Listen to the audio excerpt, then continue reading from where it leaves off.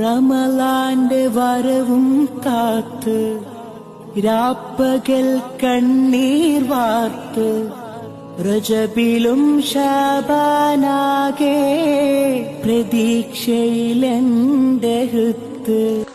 മഹാനായ റൂഹുല്ലാഹി ഈസ അലൈഹിസ്സലാത്തു വസ്സലാം ഒരവസരത്തിൽ പ്രകാശിക്കുന്ന വെട്ടിത്തിളങ്ങുന്ന ഒരു പർവ്വതത്തിലൂടെ സഞ്ചരിച്ചു.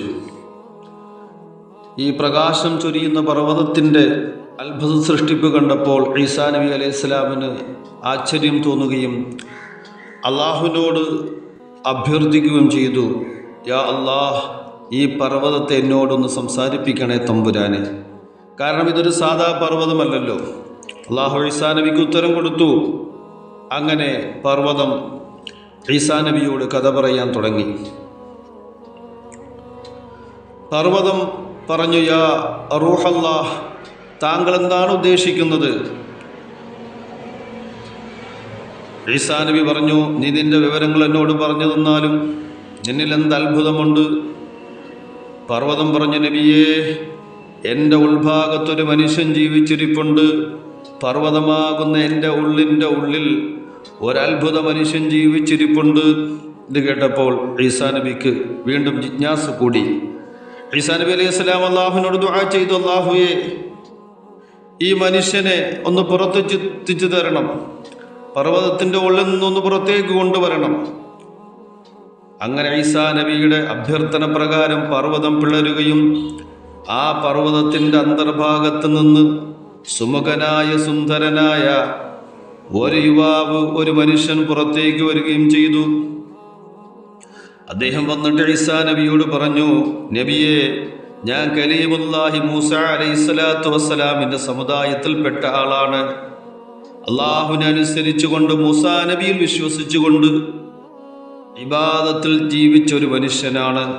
എനിക്കൊരേ ഒരു ആഗ്രഹമേ ഉണ്ടായിരുന്നുള്ളൂ, അന്ത്യപ്രവാചകനായ അഹ്മദ് മുജ്തബ മുഹമ്മദ് മുസ്തഫ സല്ലല്ലാഹു അലൈഹി വസല്ലമയുടെ സമുദായത്തിൽ ഉൾപ്പെടാൻ. ആ ഒരു ആഗ്രഹമേ എനിക്കുള്ളൂ, എൻ്റെ അടങ്ങാത്ത ആഗ്രഹം. അള്ളാഹുവിനോട് ഞാൻ ദുആ ചെയ്തു, റബ്ബേ, എൻ്റെ ആയുസ്സിനെ നീ ദീർഘിപ്പിച്ചു തരണം. മുത്തുനബി മുഹമ്മദ് മുസ്തഫ സല്ലല്ലാഹു അലൈഹി വസല്ലമയുടെ ഉമ്മത്തിൽ എനിക്കും ഒരംഗമാകണം. അങ്ങനെ അള്ളാഹു എൻ്റെ ദുആ സ്വീകരിക്കുകയും ഈ പർവ്വതത്തിൻ്റെ ഉള്ളിൽ ഏകനായി അള്ളാഹുവിനെ ഇബാദത്തിൽ മുഴുകുകയും ചെയ്യുന്നു. ഇപ്പോൾ 600 വർഷമായി ഞാൻ ഈ പർവ്വതത്തിൻ്റെ ഉൾഭാഗത്ത് അള്ളാഹുവിനെ ആരാധിച്ചു കഴിയുകയാണ്. ഇത് കേട്ട ഈസാ നബി അലൈഹി സ്വലാത്തു വസ്സലാമിന് വലിയ അത്ഭുതമായി.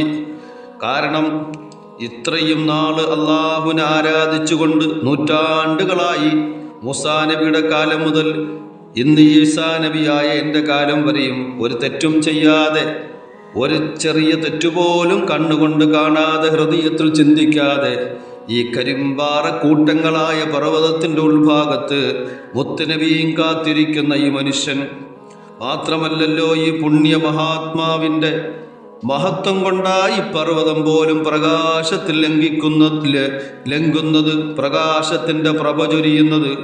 ആ അത്ഭുതം മനസ്സിലാക്കിയ ഈസാ നബി അള്ളാഹുവിനോട് ചോദിച്ചു, യാ റബ്ബി, ഹൽ അലാ വജ്ഹിൽ അർളി അക്റമു അലൈക മിൻ ഹാദാ.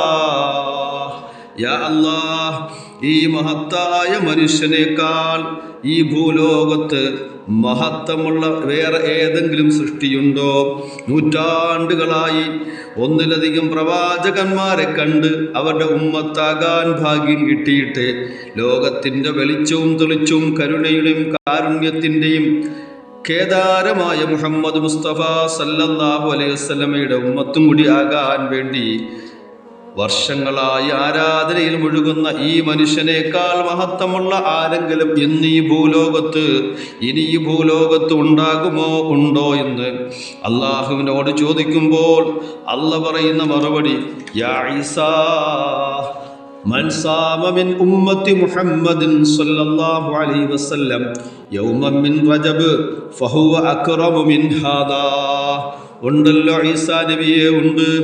അതേ, ഇനി വരാൻ പോകുന്ന ഒരു വിഭാഗമാണ് നിങ്ങളിവിടെ പറഞ്ഞ എൻ്റെ ഹബീബായ മുഹമ്മദ് മുസ്തഫ സല്ലല്ലാഹു അലൈഹി വസല്ലമയുടെ സമുദായത്തിൽ നിന്ന് ആരെങ്കിലും പരിശുദ്ധമായ റജബില്, അതേ റജബുൻ ഷഹരി, റജബുൻ ഷഹറുല്ലാഹ്, അള്ളാന്റെ മാസമെന്ന് വിശേഷിക്കപ്പെട്ട വിശുദ്ധമായ റജബില് ആരെങ്കിലും എൻ്റെ തൃപ്തിക്ക് വേണ്ടി സുന്നത്ത് നോമ്പെടുത്താൽ ആ വ്യക്തിക്കുള്ള പ്രതിഫലം ഈ മനുഷ്യനേക്കാൾ മഹത്തമാണെന്ന് അല്ലാഹു റൂഹുല്ലാഹി ഈസ അലൈഹിസ്സലാത്തു വസ്സലാമിനോട് പറഞ്ഞു. എങ്കിൽ വിശുദ്ധമായ ഈ റജബില് സുന്നത്ത് നോമ്പ് അനുഷ്ഠിച്ചാൽ ഖളാ ഉള്ളവർ നിർബന്ധമായും നമ്മൾ ആ ഖളാഇനെ പിടിച്ചു വീട്ടണം. പിന്നെ ഈ മലീമസമായ കാലഘട്ടത്തിൽ തെറ്റുകുറ്റങ്ങളിൽ നിന്നൊക്കെ വിദൂരത്തായി അള്ളാഹിൻ്റെ തൃപ്തിക്കും പൊരുത്തത്തിനു വേണ്ടി സുന്നത്ത് നോമ്പ് അനുഷ്ഠിക്കുന്നവർക്കുള്ള മഹത്വം ഇത്ര വലുതാണെങ്കിൽ അള്ളാഹു ആ മഹത്വത്തിൽ സാധുക്കളായ ഞങ്ങളെ ഉൾപ്പെടുത്തണമേ.